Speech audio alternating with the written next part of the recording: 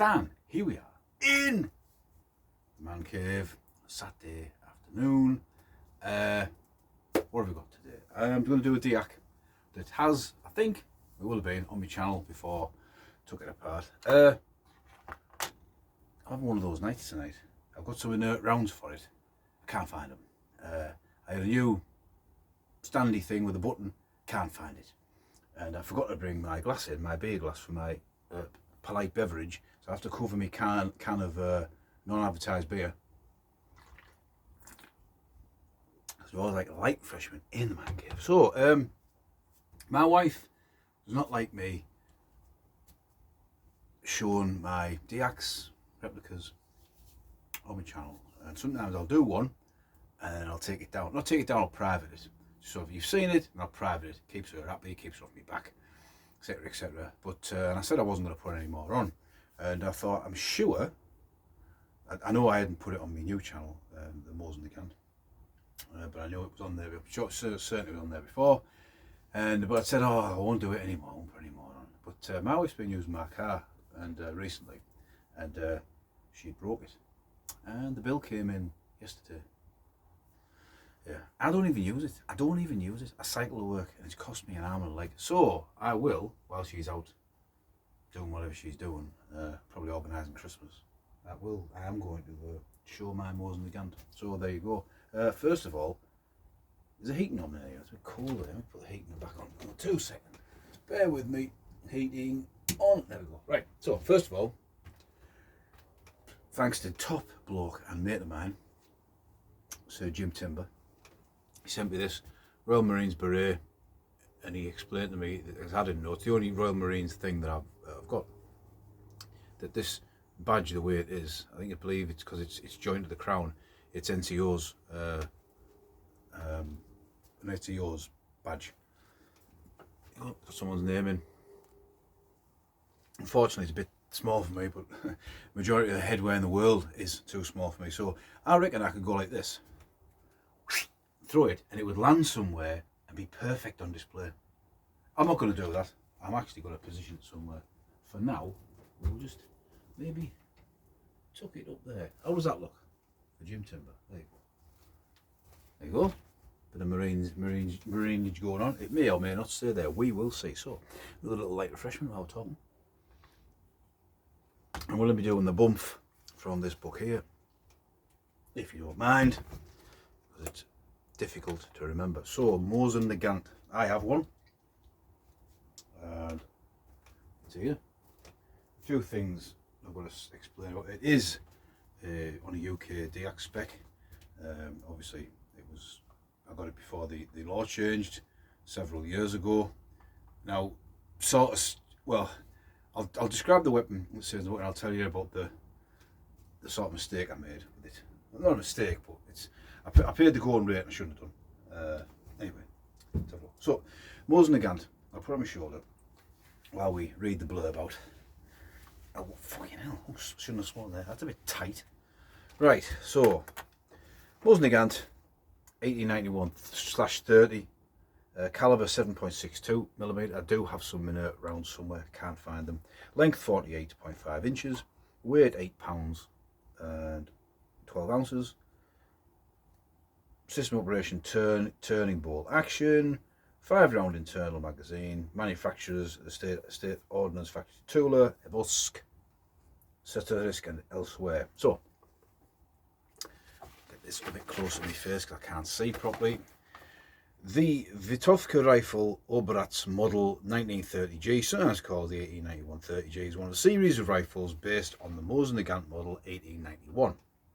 They were the standard rifles of the Russian army until 1945. They were called Mosin Nagants because they were designed by the Belgian Nagant brothers with modifications by Colonel S.I. Mosin of the Imperial Russian Army. The rifle won a competition in Imperial Russia to replace the Berdan single-shot breech-loading rifle then in use. The resulting rifle had an action based on the French-style bolt inspired by the lapel, with a detachable head and cocking piece that could be retracted, turned to the left as a safety measure, which we will show you in a minute. I will show you. Safety measure. Unusual feature of the design was the provision of an interrupter. Don't know what that means. One of the difficult problems of the weapon design is the efficient feeding of rim cartridges from the magazines. The pressure of the magazine spring tends to jam the rims together and gives rise to stoppages. The Mosin Nagant uses a spring-loaded latch controlled by the pressure of the bolt. Yada yada. You need to know all the. You're not taking all that in. The original 1891 was fitted with a long rifle, 51.25, and was always used with a bayonet attached. It was partnered by two shorter weapons, the Dragoon and Cossack rifles. The Soviet Army introduced the 1930G, which was more or less a Dragoon rifle, which I think this one is, with improved sights and design, somewhat simplified as to make production easier. It became the standard infantry rifle and remained so throughout the war, although it was widely supplemented by the later model of the carbine. They're more common, I'd think, and of course by vast numbers of submachine guns, which were a lot cheaper and quicker to make. Numbers of Model 1891/30 were fitted with telescopic sights and used by snipers. I have got a users thing. I like doing the users thing, so we'll leave that for a bit, and I'll just tell you about this one. So I'll say I got this one. Now, as we have established in the past, like refreshment time, I'm an idiot. When I bought this several years ago, I didn't realise it needed a cleaning rod. You see? Now it has one. It has one now. We'll get to that in a minute. So because it didn't have a cleaning rod, a full length one, see the barrel bands? They're loose as anything, and that top wood's loose. It wasn't, and when I found out it needed a full length cleaning rod, which would jam those in place, tighten up the woodwork and tighten everything else. I mean, they're quite hard to get all of the full length cleaning rods, and also, for me personally, they're expensive for what they are. They're literally a piece of metal with a whole machined on the end there, screw thread at the bottom, and I'd have been able to make one at work with the help of somebody else, but I haven't been in a place that I had the facility to do that. I haven't worked in a place for 8-9 years, so really, probably 8-9 years, maybe a bit less. So I haven't. They don't have the machinery to do it properly. It also, and I only found this out a couple of years ago, I reckon, was that should have a little metal doofer on there. Now I wouldn't even know how, where, why you get that part, what it's called. I'm sure it should have. I mean, it looks like it's been something on there. This rifle itself has got some soldier graffiti. See that on there? It says 81, I think. And E on there on that one. Anyway, the internal magazine drops out like that. Get it out. Just done it. Oh, man. I'm having a bad day today. There we go. That's it. Gotcha. There you go. Comes out like that. The bottom. That's probably for stoppages. I don't know what it means by an interrupter, but to put it in safe, you cock it and then pull the little stopper back. Oh, there you go. That's in safe. That won't fire. Turn it back. There you go. Click. This is a 1942 dated one. I can't fucking the lighting in here. Take my word for it, it's a 1942 one. But if you can see, I'll tell you what, I'll turn the lights up a bit so you can see a bit more. I'm not having a very good night light. There you go. If you can see the tooling marks on there. Oh, hang on, where are we? How we stand? Come on. There, it's just rough as. It's like it's been hacked that with a large piece of metal to chew this out. I have to say, I'll turn that lighting down now. I thought this was the answer to my problems, this light ring, but it isn't. Yeah, so if you hold something of an equivalent vintage, sort of SMLE, or even other World War II rifles, this to me does feel like something from another age, like from the Victorian era. I suppose that's where the design comes from. Against the K98, it does have it's a very long rifle, long feel to it. I mean, look at that there. I'm going to point at the camera. Look how long that rifle is. In combat, how good was it? The later versions, I believe, had brass inlays in there for the strap. Same on the stock. And this one obviously hasn't. It's an earlier version. Yeah, so, or is it a later version? There's various variants. So to the cleaning rod, this is a carbine cleaning rod, and it only goes so far, and it only goes down to there.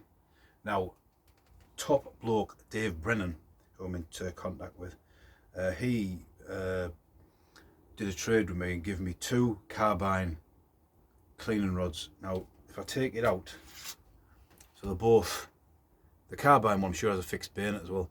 See that it's got a screw thread, so it screws into a nut, a captive nut inside. So I'd said to Dave, he had 2 of these spare. He traded them onto me, and my idea was to join the other ones in the house. Maybe chop the thread off that, join that one to that one, taking that end off there because it's the right diameter. That would lock all the barrel bands in place and screw it in. Now, I do have access to a lathe. I do have access to welding equipment. Welding equipment might be a bit rough. I'm not sure I'm going to go on about that yet, but I will. Thanks Dave for sending my way, even though the Royal Mail knows what's going on with the post office at the minute, because the post is just here. It took nearly 2 weeks, or over 2 weeks for it to get here, like freshman. So it will be a project to do, but for the minute, I'm just going to leave it like that for appearances purposes, but I do need to get them barrel bands sorted out. I suppose with a sniper scope on it, it will be even more, but it does feel like a lot of Russian equipment, workmanlike. Now, I didn't get a bayonet for it for a while. Well, only got one this year, last year, and that was simply because the size of it as a display piece, plus one of these bayonets, it was just I didn't have any. I've reorganised my loft space, so I'm almost able to fit it in, almost. So the bayonet, again, it's another one of these workmanlike. It's a cruciform bayonet. You can see the star shape, and it's flat tipped like a screwdriver. So not really anything like a sword bayonet or anything in here we'll have a look at. Well, we've got the I've got a repro. Oh well, I've got a repro. I've got a real one in here. It's a bit battered. But if you take the unprepared as always, this is not a repro. This is a real K98 bayonet in dodgy condition. But you see that the workmanship that will go into making that, you'd have to beat it out, shape it, forge it, and that there is something you would make. Look at the reach. It's not nearly twice the length, but I suppose with the length of the rifle, it makes a lot of difference. That, so that's that's where we are with that. I'll put this back in here. Here's the thing, when you can't find things in your collection, you know you've got too much. Mine's not quality, it's just quantity. Quantity is so important. So yeah, and I bought this, was it a fair? Maybe, I think it was one of the fairs. Yeah, it was. And I got it home, tried to put on the rifle, and it wouldn't fit. I went on a few boards. Basically, people said that when these rifles were made, they were made with a bayonet. So the bayonet that should fit, they're all different. And one guy said, don't sand it down, like file it out, open it out with like a drift, like a metal carrot, a drift, you call it a drift. So I did that, and it still won't go all the way around it. That's as far as it'll go. It won't click, and if I do click it, I won't get it off. So I'm going to have to take a little internal grinder at that. I'm going to just do what they said not to do, because it's going on there. That's bloody well lit. And also, without it being stable with the barrel bands, it's moving all over the place. So I suppose in one respect, it's still a bit of a project gun. My stupidity, I can't get this off now. My stupidity, because what they reckon is the Russian soldiers, once got the bayonet on, they weren't supposed to come off. That's it. It's tiring, this military collecting mark. Yeah, so my stupidity for not realising about the cleaning rod, and then thinking I'd just be able to get one, and they're not. The last one I saw on eBay, so like £90, £100. I'm not paying that for one of them. It's just a piece of metal. So anyway, users, I like this bit. the users of the Mosin Nagant M91 30, current users: Angola, Bulgaria, Cambodia, Cuba, Donetsk, People's Republic, Egypt, Georgia, Hayat Tahrir al-Sham, Indonesia, Iraq, Kazakhstan, Laos, Luhansk, People's Republic, Mongolia, Namibia, Russia, Shining Path, Somalia, Syrian National Coalition, Turkmenistan, Ukraine, Uzbekistan, Venezuela. Obviously, with the Ukrainian conflict going on, all these old rifles are finding use again. Former users: Islamic Republic of Afghanistan, Albania, Belgium, First Republic of Armenia, Austro-Hungary, Azerbaijan, Republic of China, People's Republic of China, Czechoslovakia, Estonia, Ethiopia, German Empire, Nazi Germany, but it was called the Gewehr 252 to 256, different series of the different models, Grenada, Guatemala, Honduras, Hungary, Israel, Kingdom of Italy, Italian partisans, Empire of Japan, where are we? Kosovo Liberation Army, Latvia, Libya, Malaysian Communist Party, Mali People's Movement, Mexico, Montenegro, North Korea, Poland, Kingdom of Romania, Socialist Republic of Romania, Russian Empire, Soviet Union, Kingdom of Serbia, Spain, Turkey, United Kingdom, USA, Vietnam and Yugoslavia. So that is the M91 30G Mosin Nagant Russian rifle. You can obviously still buy these in deactivated form in the UK. They are the cheaper end of obviously I'm not going to say how much they were. They are the cheaper end against your K98s. The carbine ones are even cheaper, I think. And maybe in hindsight, if I'd have gone back, I'd have got the carbine, because it is a bit of a pain. I mean, it'd be a project for me to sort this cleaning rod. I would like to thank Dave again for sending me the cleaning rods. I'll sort something out. I mean, even there, it just looks finished off a bit, doesn't it? So that's the idea. So we'll dry fire it one more time. We'll have a look. It does feel very like agricultural. I know they say that about tractors and a lot of Russian equipment, but it does fit. But it worked, didn't it? You know, that's the thing. It worked. I'm just that looks really long, doesn't it? Really long. I hope that doesn't come up with me thumbnails. I look like a right strange sort, wouldn't I? Let's have a quick click, and there we go.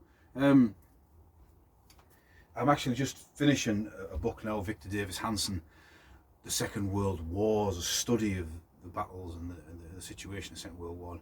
Probably going to pass it on to one of you lads out there if you want it. Just tell me. I'll show it up on the screen next time I do a video. And it's just about the way the Russians moved their industry east, the manpower, the Americans, the way that they had all these millions of people working in industry.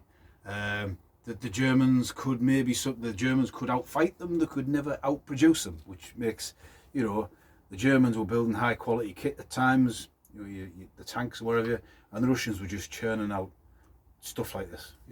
Same with some of the cheaper stuff the Americans made. You've got, if every soldier had one of these, against was this better than the Sturmgewehr 44? No, but how many troops got that Sturmgewehr or that tank? The Panther tank or the whatever. That's what I'm talking about. All the any V weapons. Yeah, so it's a very interesting book. So that is the Mosin Nagant M91 30, and a nice rifle. And I've only put it up there as a protest today because of my wife buggering my car up. There you go. Ha! I've done the video. Not that she knows. Not that she'd even care, to be honest. So, that me talking for nearly 20 minutes, right? So, one more little go of light refreshment. Ooh. This is Stan, and it is Stealing with Stan's Christmas party tonight. Everyone's invited, all the mannequins, and me. That's it. Sad city. But yeah, if any of you feel like parachuting in for a beer, Steal with Stan, I'll always be here. See ya.